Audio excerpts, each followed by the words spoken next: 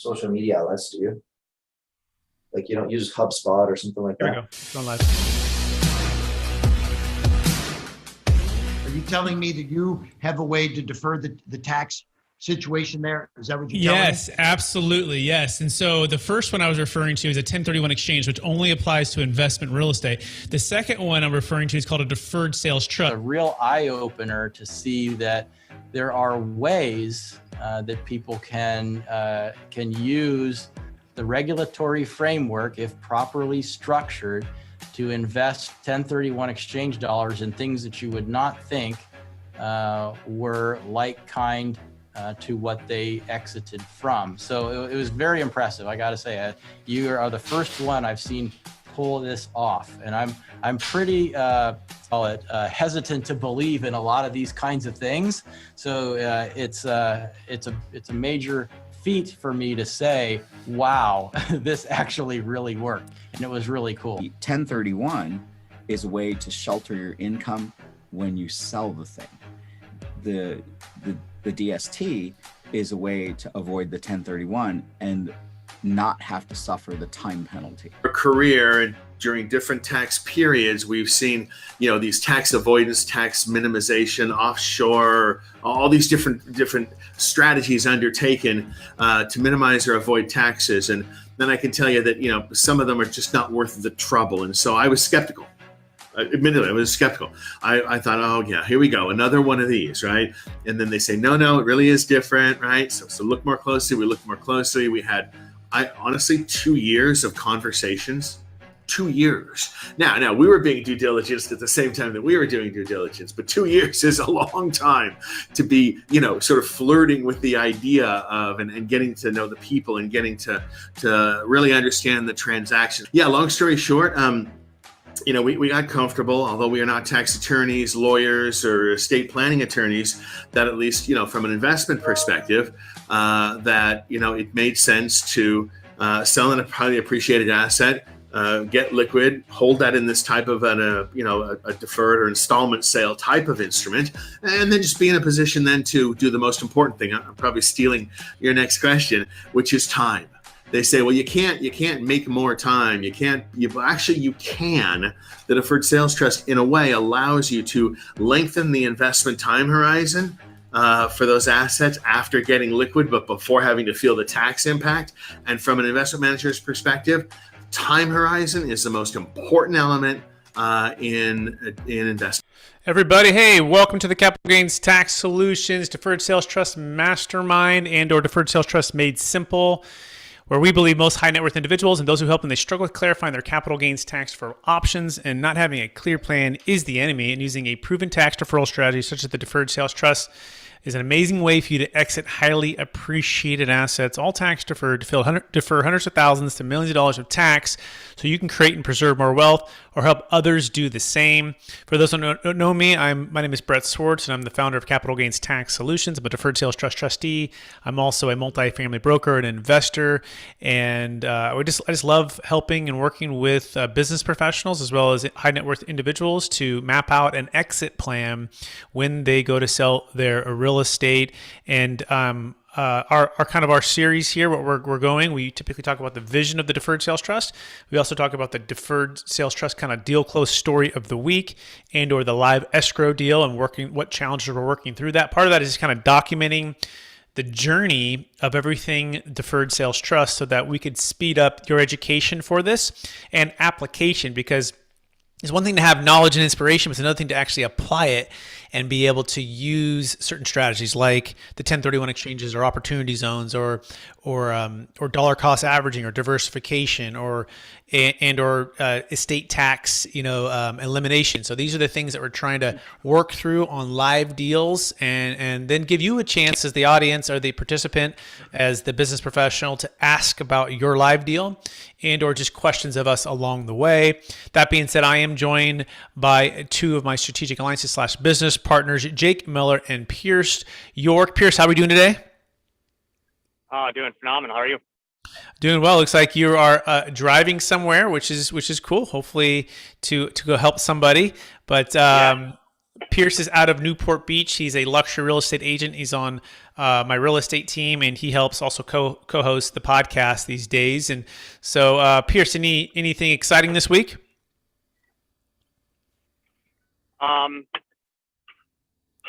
Got a commercial building for sale that we're listed for 11.2 million. With and the owner has a significant gain on that if we get anywhere near that 11 million, $10 million number. So it was educating him on the DST, and we pull this off. He's looking to save roughly $2.5 to $3 million in tax. He can go ahead and reinvest in other assets at a time that's going to be phenomenal. So it's that's exciting. Excellent. Thanks, Pierce. And Jake Miller, financial extraordinaire, business partners to help our clients who are using the Deferred Sales Trust. Jake, how are we doing? Doing very well.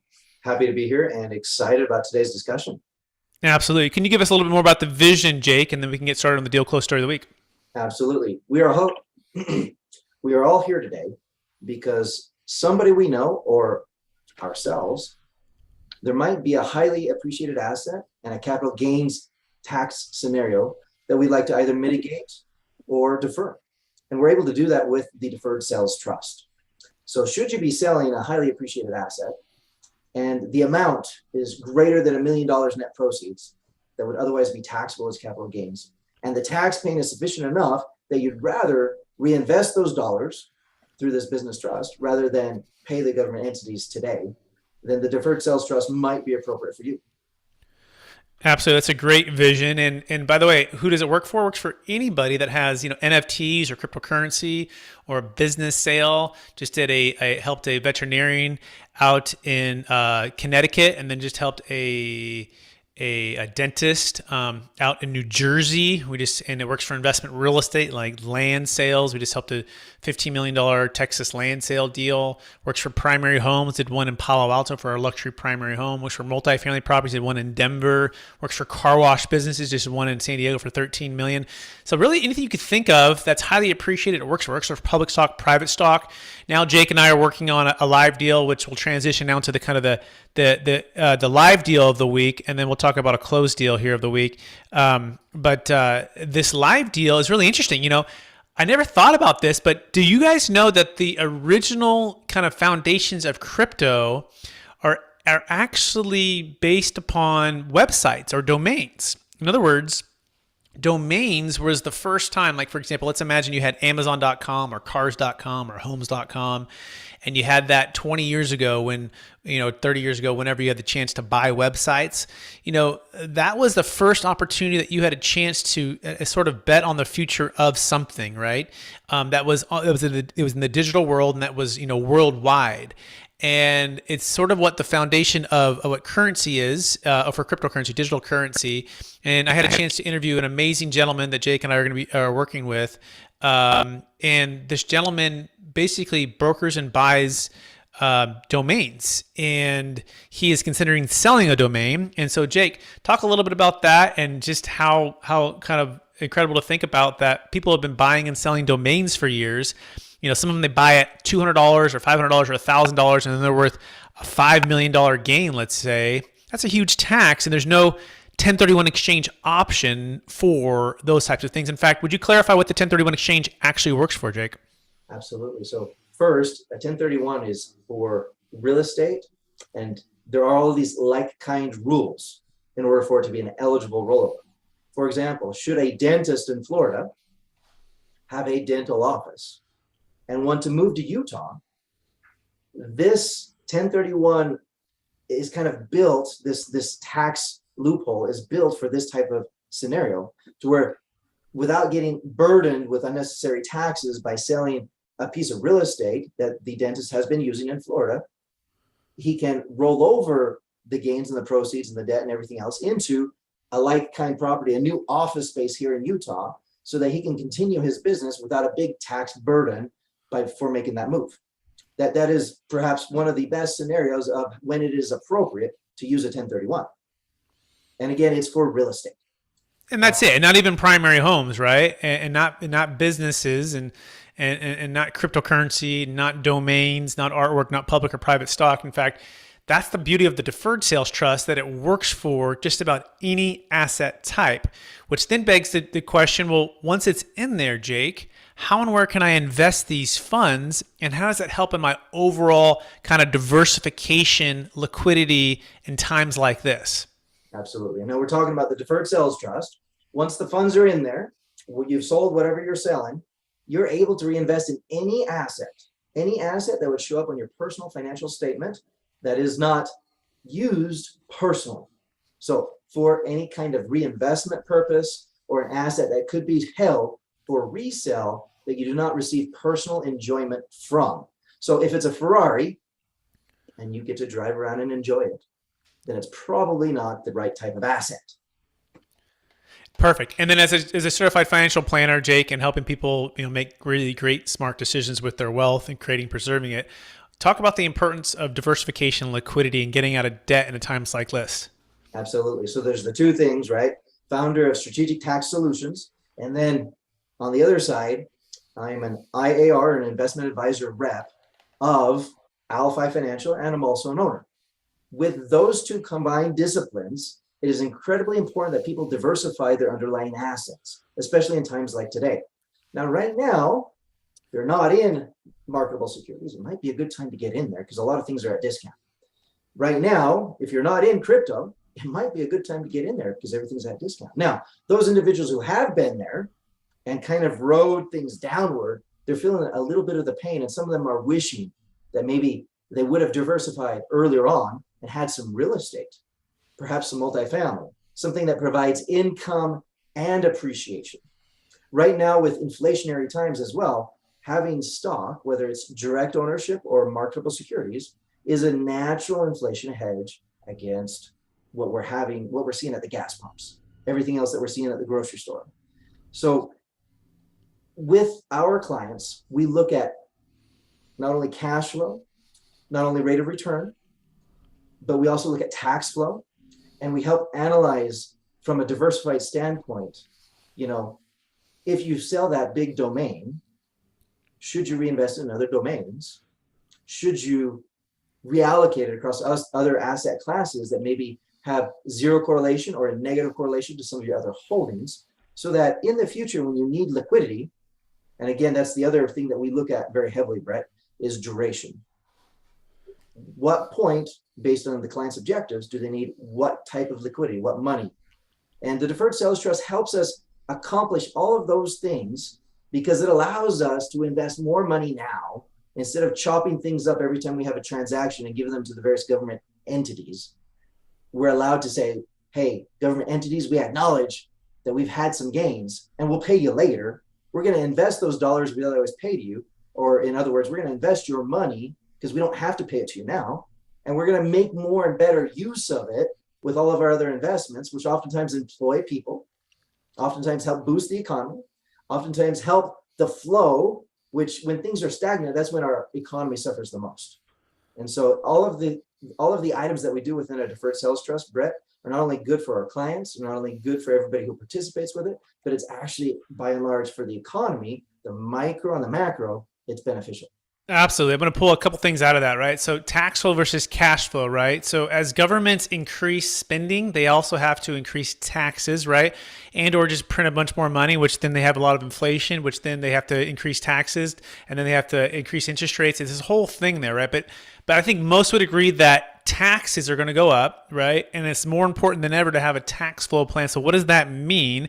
Well, that means to be able to exit well, especially when you have capital gains tax. What is that? Somewhere between 25 to 50% of your gain is going to be wiped out by state, federal, Obamacare, depreciation recapture, depending on the asset. And so that's so important as you exit that you're looking at your tax flow plan. And we liken it to in a Rubik's Cube. And your Rubik's Cube has on one side tax flow. Let's say that's the blue color. The yellow side could be cash flow. The other side could be your lifestyle. The other side, let's say another color could be red, could be estate tax, right? And looking at all these things and trying to line up which plan is going to help me solve my problem on the holistic tax flow and cash flow situation. And with that, it's the Deferred Sales Trust. We found it to be the most flexible and entrepreneurial, and also for those who want to be passive or active tax strategies that's out there. By the way, you can learn more about that at capitalgainstaxsolutions.com. Let's also touch on, this changing of all of the wealth, right? The largest wealth transfer in the history of the planet is taking place right now. And in fact, according to the American Bankers Association, a bunch of other studies, there's about $32 trillion of the baby boomers' wealth that's set to transfer from from their generation to the millennials in the next 15 to 20 years. And this is known as the largest wealth transfer in the history of the planet. In fact, there's 10,000 baby boomers every day turning 65, and about 77 million in the US alone. And half of their assets are tied to illiquid, not diversified, highly appreciated private businesses or private equity, commercial real estate, or primary homes. And they want to be able to move from phase one of their life. What's phase one? That's typically building the wealth and accumulating the wealth, right? Working years. And they want to be able to move towards the phase two of their life, which is typically what? Retiring, traveling, spending more time with, whatever hobbies or other things they want to do, just living off of the wealth that's been accumulated, right? And so that transition is a huge opportunity and also a huge challenge, right? Huge opportunity if you can defer and or eliminate some estate tax or defer the capital gains tax and allow that wealth to accumulate and build. Or big challenge, you don't do those planning, you don't have the strategy, you don't hire the team to help you execute this, and about 40% is going to go to the government on the death tax, anything above certain exclusion numbers. And so having your tax flow plan in place, knowing what phase you're in, is so important. That's why we love the Deferred Sales Trust.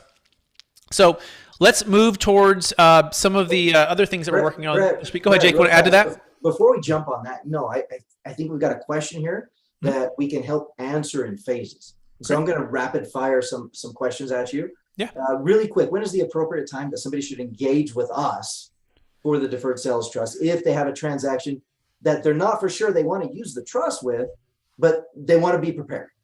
Yeah. What is the timing of the Deferred Sales Trust if you want to execute it? Well, earlier the better. But to our drop dead times are the buyer has removed all contingencies and or you've already exited the property, the real estate, the crypto, and the funds are sitting in your personal account.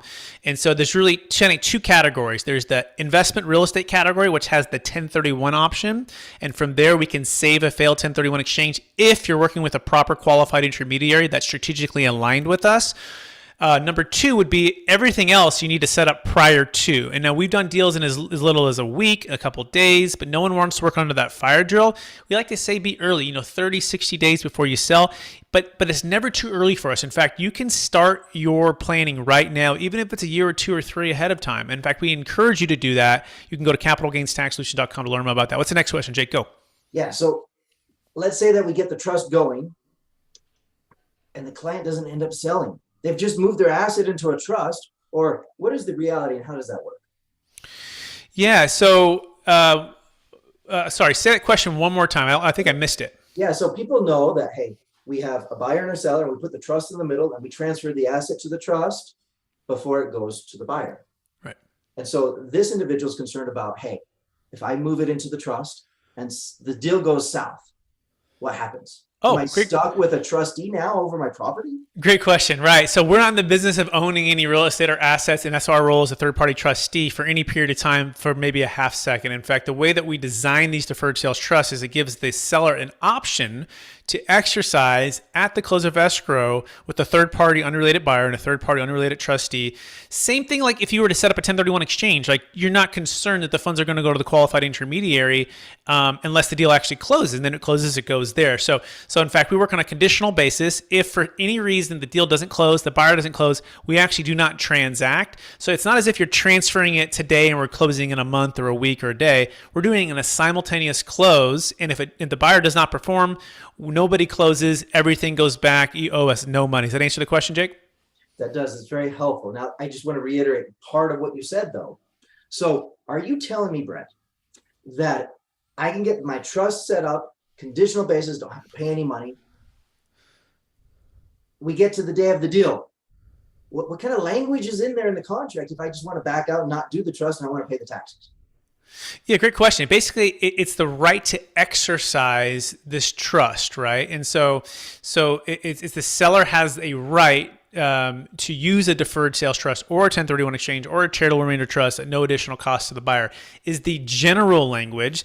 And then we have specific language for individual trust if and when it actually gets to that point. And so that is the answer. In fact, you're not even going to sign the paperwork if it's not going to happen. So you're not signing or transferring anything unless the buyer basically has signed and is removing contingencies, and then you're exercising that option. So it's like an assignment of sale. By the way, people do this all the time. In fact, Jake and you and I have a deal in Texas where they bought it for I think it was $5 million, sold it for $8 million, and they actually had the deal lined up. They hadn't even bought it yet. They had the contract to buy it. They lined up a second buyer, and they assigned the interest all in simultaneous, and then they use the trust on the back end. So it's very common. It just, most people aren't used to it. But the key is there's no risk for you as the seller. If the deal and the buyer doesn't perform, you don't transfer anything to the trust. So one last confirmation here. So Brett, you're telling me that the client has up until they sign the contract to sell the property to decide whether or not they really want to use the trust. However, they have to have it in place before. 100%. Exactly right. Okay.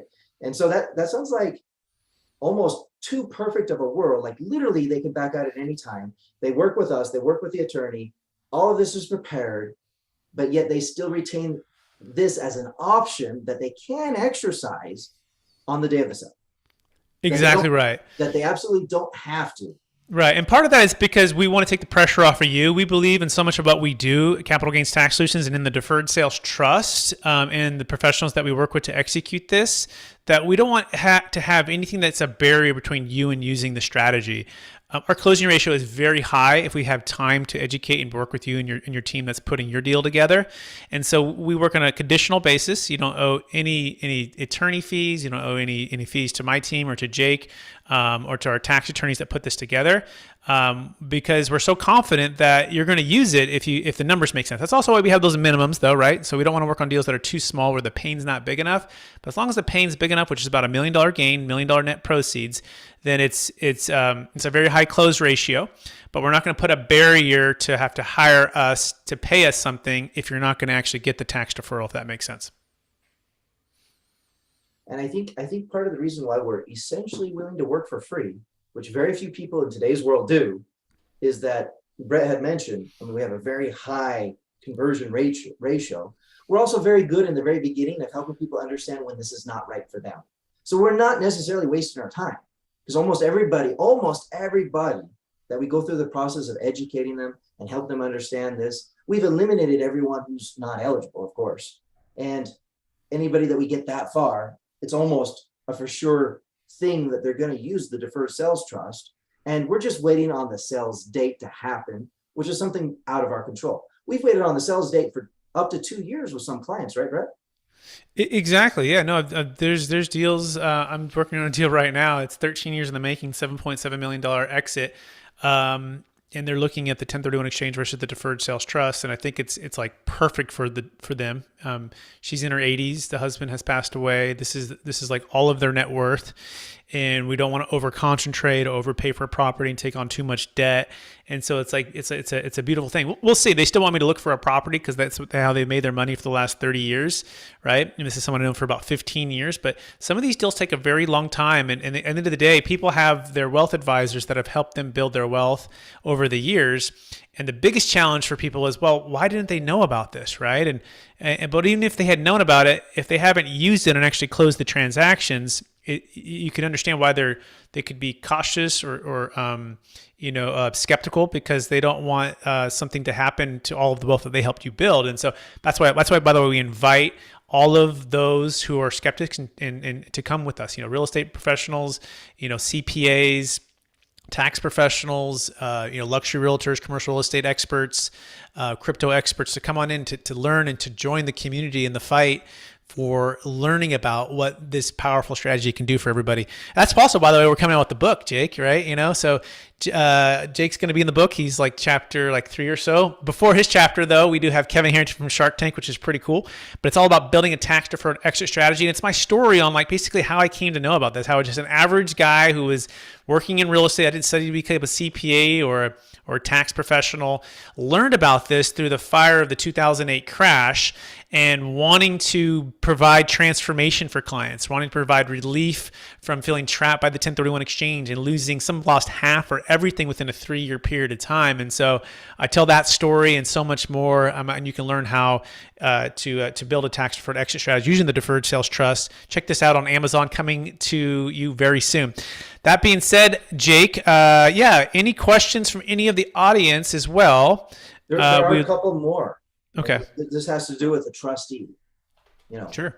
And maybe I can answer some of these, maybe you want to answer some of these, but who can be a trustee and what qualifies as at arm's length? Yeah, good question. So, by the way, I didn't ask to be a trustee either. Part of my story, which is in the book, is I learned about the Deferred Sales Trust as a real estate professional, right, as a multifamily broker at Marcus and Millichap. And I just started to get to know the tax attorneys and spend time with them and really kind of watch them do their surgeries in the sense, right? Put people back together in the sense of their tax flow plans and their exiting of real estate. And I would just send referrals and I would just listen and become really just kind of curious and fascinated about the whole structure. And it wasn't until about 6 years into it, they said, hey, would you, or even more than that, would you like to become a trustee? And I said, tell me more. And they said, well, this just about better than anybody else. You've had the 10,000 hours essentially with us, and you can educate and coach other people. I grew up playing basketball and sports and stuff. I love working on teams and coaching and training other people. But to answer your specific question, it needs to be by kind of like certification or invite from those who created it, because it's a special structure. And if you don't have that expertise or that background, they're not going to just let anyone and everyone be a trustee. And the reason is because should the actual strategy be abused or used in an inappropriate way, it could collapse it all for everybody else. And so they have a perfect legal track record, 26 years, thousands of closes, billions under management, and it's never ever lost. There's just a few trustees that are out there. So technically anyone could become a trustee, but the question is whether or not they being the people who created the Deferred Sales Trust tax attorney would approve it. Hopefully that answers the question, Jake. I think it does. There's a little bit of exclusivity, and that's because this is a different type of trust. It's a business trust. You do kind of have to be approved by the attorneys. You cannot be the trustee of your own trust. Just a few things that are incredibly important to maintain the integrity of the trust itself. Can't be a person who is deemed that the client or the grantor of the property, etc., has any power, leverage, or control or influence over, so that the IRS doesn't unravel the whole deferral strategy. Yep, very well said. Exactly right. All right. Now there's one or two other things here. The seller of the asset, would the seller of the asset need to be listed in the PSA? Would the seller of the asset need to be listed in the PSA instead of the? Is the trust listed or is the seller of the asset listed? Can you maybe touch on, hey, I'm going to sell my house or my domain or whatever it is, and the process, like the day of or the day before, how that, should we actually exercise the option to use the trust, how that works, Brett? Yeah, so it all depends on the deal, right? This is the other thing too. It's not a cookie cutter strategy, right? There's 5,000 qualified intermediaries out there that basically do this exact same thing. And it's just, maybe 10,000 IRA companies that do the same exact thing. The Deferred Sales Trust is a dynamic business trust that takes an ongoing maintenance and management with the trustee, right, and the note holder and the financial advisor, all working and with the tax attorney as a team to make sure that this is a business trust, like it's a corporation, right? It's like that it's ongoing. So it's not just the setup one time or, hey, I can reverse engineer and just do it myself and save money. It's literally the professionals to execute the business plan and the trust itself. And so what that means is every deal is different, right? And as every deal is different, we want to look at that, assess that, go through that, and then line it up. And so, I mean, there's, for example, just did a deal in San Diego. It was a four partner sale. One client decided not to use the Deferred Sales Trust. The other three decided to use the Deferred Sales Trust. We had to have 3 separate Deferred Sales Trust. The entity they were selling was an S Corp. Sometimes when they're selling, there's a C Corp. Sometimes they're selling as an individual name. Like, there's all these different things, but the practical manner is, has the buyer removed all contingencies? If the answer is yes, and it's not an investment real estate deal, it's too late, okay? If the answer is no, then we can form a deferred sales trust and we can assign your interest. Your interest might be an LLC, might be an S Corp, might be a C Corp. And the details of that, the tax attorneys, I call them the brain surgeons, they're the ones doing that work. So we're not the tax attorneys, we're not the CPAs. Everything is precise and it's not a one size fits all. So we would encourage you, if you have a live deal, to bring it to us, sign our conditional engagement agreements, let us go through it, let us see if we can still have time to set it up and to execute it. And by the way, you also want to work with escrow companies that know what they're doing, qualified intermediaries that know what they're doing. Because guess what? Not all 1031 companies want you to know about this. Not all escrow companies know what they're doing on this. So we've had escrows that said, oh yeah, we can do all this. We know what we're doing. We're the best of the escrows. And I said, okay. And we got down to the 12th hour, the day before closing. And all of a sudden they go, oh no, our legal team doesn't know about this. And they're going to say no to it. And we've had to transfer the escrow to our escrow companies to close the deal. Okay. So there's a number of moving parts. And again, back to this Rubik's Cube. It's not just a one turn and you're set. Your cube could be all kinds of different ways. And we've got to line it up properly and execute it perfectly by making sure you're working with the pros and you're not kind of doing it on your own. If that makes sense, Jake? It does. I think that's very helpful. Cool. All right. Good questions. Excellent questions. It's like walking into a knee surgeon. You're like, hey, so can I do this ACL surgery? You're like, well, I got my ACLs done on 2. I played basketball in college and I blew both of them out. And I remember walking into the doctor's office and I was saying, hey, how many of these you done? And he's like, thousands. I'm like, oh, wow. And how many have you done them with? And you're like, well, I've done it for like a Chris Webber. I'm like, oh, okay. It's like, if it's good enough for Chris Webber, right? It's good enough for me. And it's sure enough, we did that. And the question was, should we use a cadaver? Should we use the hamstring? Should we cut out the hamstring? Should we use, what was the other method at that point? Something else. There's a third one, but we ended up doing the hamstring. And they had like a technique where they went in less invasively than just cutting out the entire knee, and had less swelling, more ways to do that. So that's the other thing too. As you're working with those that are, the 10,000 hours and are constantly doing this, we're constantly evolving to make it even better and better. And same thing with the tax attorneys. This is why you want to work with somebody that has the legal track record of the DST tax attorneys, our business partners that we work with, because they have a perfect legal track record. And there's some copycats out there, but that's why you want to be careful that you're working with somebody that has survived the fire of the IRS, that has had their actual clients gone through these and they've actually defended them. And it's been a perfect good outcome for all of the clients so far. Batting 1,000 with the DST. Super important that you're working in good hands, because you don't want to mess this up. Because what, Jake, if you're selling your $100 million company and there's $40 million on the line and estate tax for years, you can't afford to try something new, right? So what do you think about that, Jake?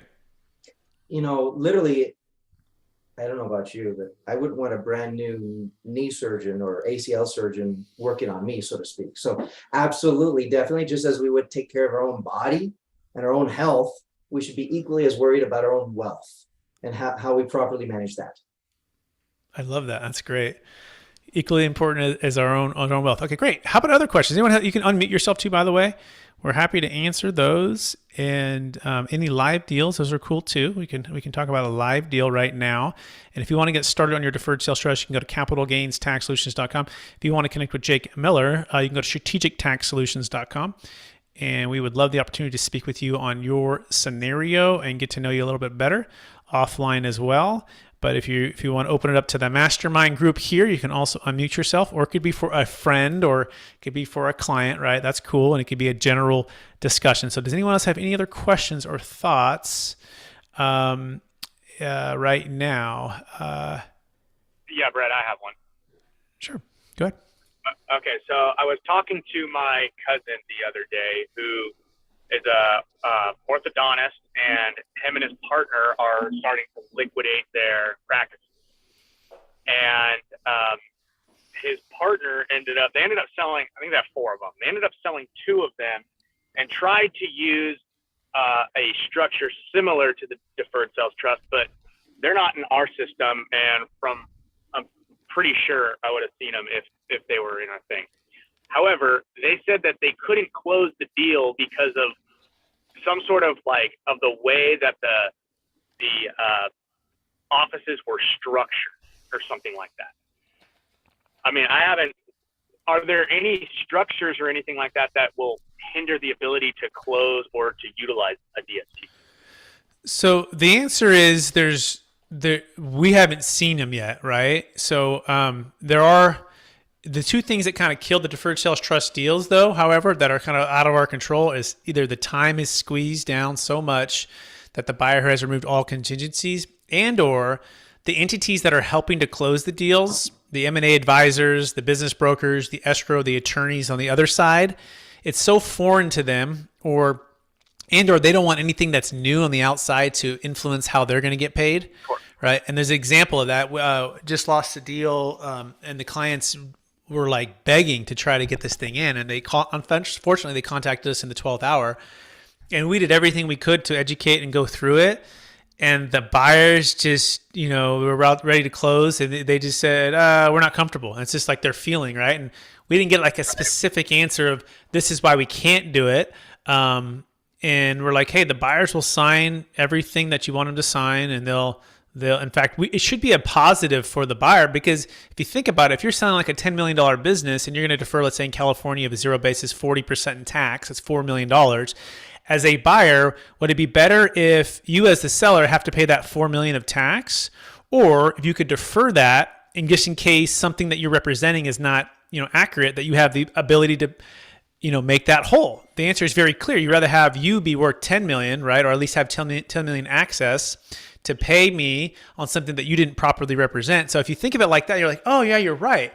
There should be no reason that a buyer would say no. So, now there's been orthodontists, there's been veterinarians, there's been optometrists, there's been cryptocurrency, there's been stock, there's been real estate, everything you could think of, right? That's been done over all of the years. And so what I would encourage or challenge those folks is to say, hey, would you like to speak with those who have done this already? Right? Would you like to speak with the tax attorneys and to show you how we can structure it? Hey, why don't you, before you sign this new purchase and sale agreement or asset purchase agreement, why don't you send it over for us to look at, and we can modify and adjust it? Part of the brilliance of the creator of the Deferred Sales Trust is he worked for Arthur Andersen, and he was a mergers and acquisitions attorney, and he did some of the biggest international deals in the world at that point. And then he's also a CPA and a tax attorney.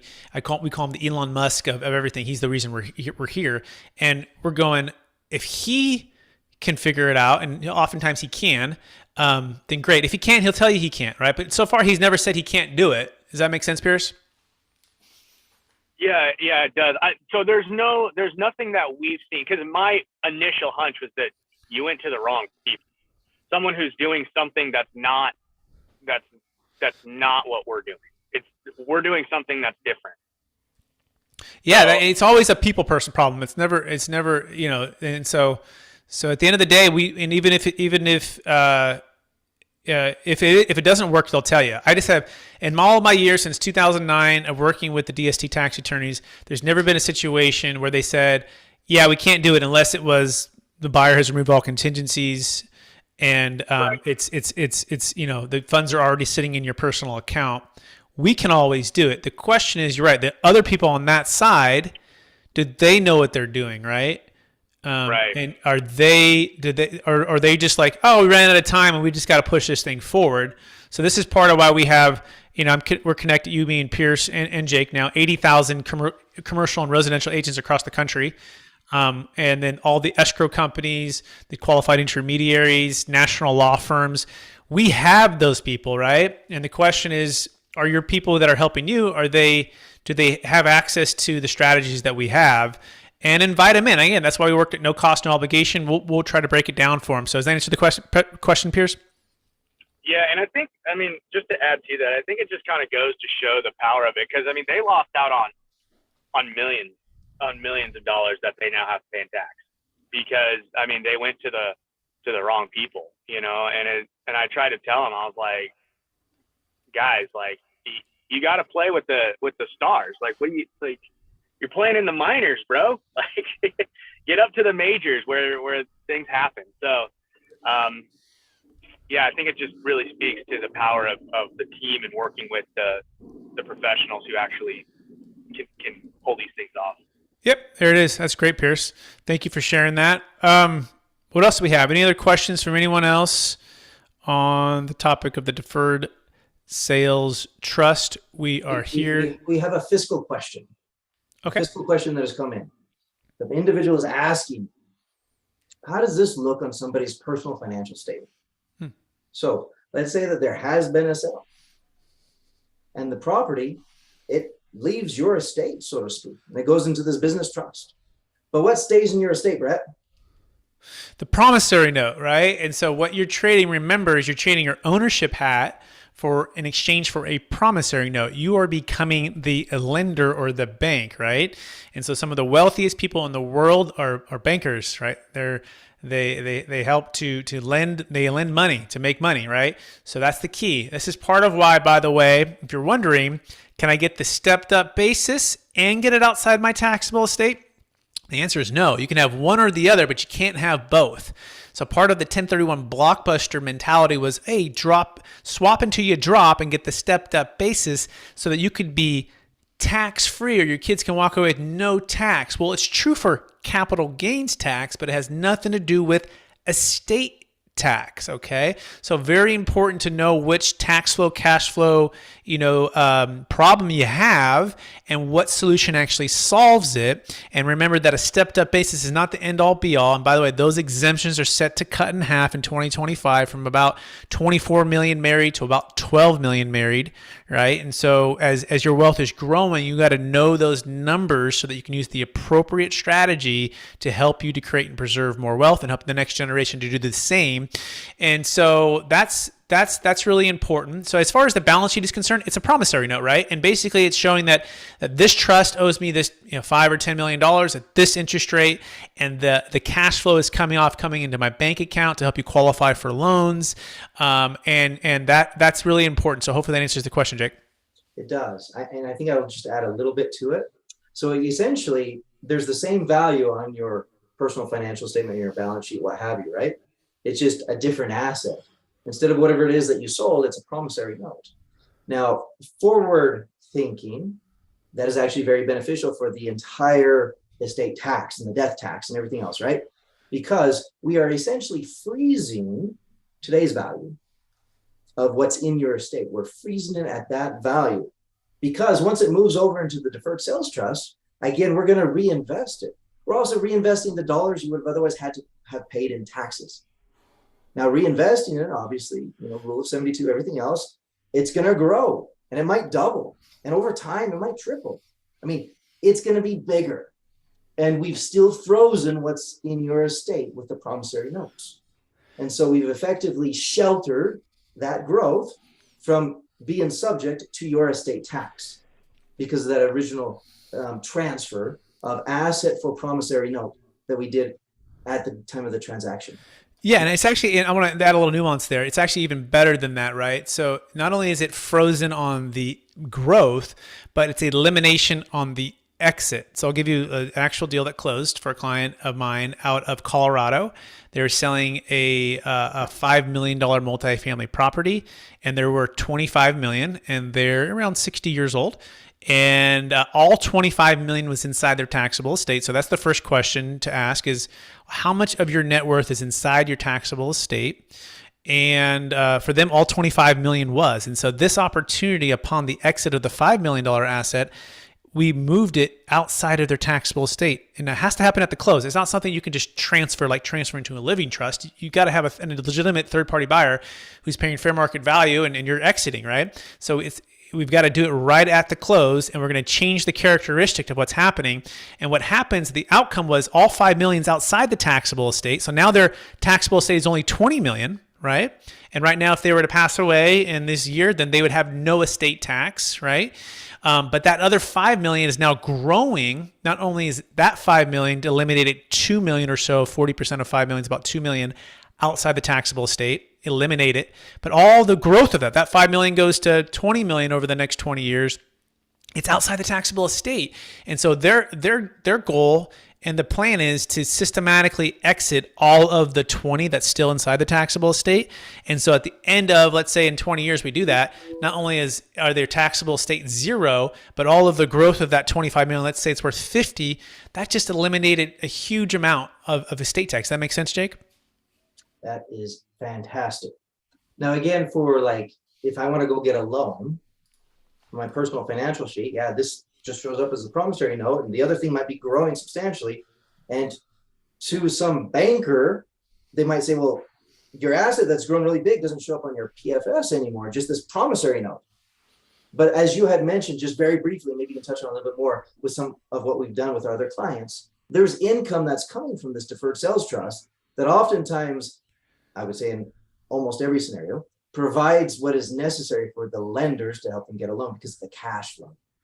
Yeah, 100%. Also, too, the other thing is, remember, when you're exiting, we're also we call the Dave Ramsey debt-free plan, because you're getting out of your debt, right? You're able to pay off your debt, which should also increase the strength of your balance sheet for the lender because you don't have as much debt, right? It's a debt income ratio, and then it's a DCR ratio for the asset that you're purchasing. So overall, we found that it's not a hindrance for people. It's actually a benefit. Banks like to see there's liquidity. Banks like to see that you're getting cash flow from different assets, and banks like to see lower debt. They're more willing to loan you more debt.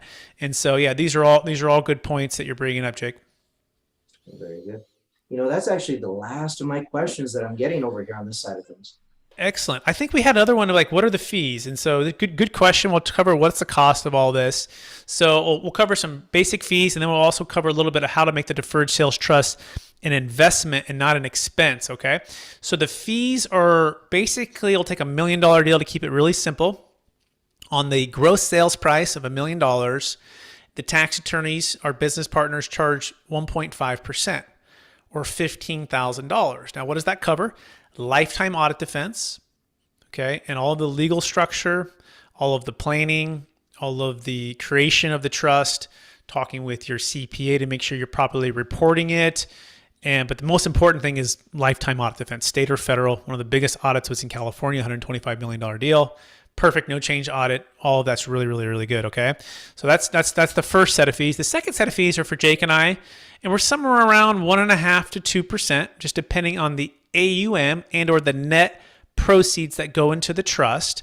So let's just use $1 million goes into the trust. Okay, let's say it's about $20,000 per year. $20,000 per year. Now let's compare that to like a corporate trustee and maybe just a on the street financial advisor. The corporate trustees could be as much as 1 to 1.5, and another financial advisor could be 1.5 to 2. So we try to get institutional rates and combine the expertise of myself with commercial real estate and being a trustee, and Jake's as a financial advisor and entrepreneur and everything that he's done. And we try to combine that to squeeze it to about 2% on average per year. No matter how and where you invest the funds. So whether that be into like real estate or back into the stock market or into hard money lending or just cryptocurrency, it's about that amount. Now the goal is to net typically 8%. It could be 7 or 6 or 5 based upon your risk tolerance, net of Jake and I's fee. So our goal would say on 8 would be to earn about 10 per year to net you about 8. Not a guarantee, not a promise. Now there's some miscellaneous fees like tax return and accounting fees, but net of those fees, we're trying to net you 8. So hopefully that makes sense on the fees for a full free schedule based upon your deal. You can email me, Brett@capitalgainstaxsolutions.com, and or connect with Jake at strategictaxsolutions.com. All right, what else? Anyone else have questions? We're Deferred Sales Trust made simple every Friday, 10 a.m. PST. By the way, this is a good time to let everybody know we're having a live in-person event. It's called the Meta Crypto Next Gen Real Estate Meetup, and it's happening in Berkeley, California on August the 2nd at 6 p.m., and you're invited.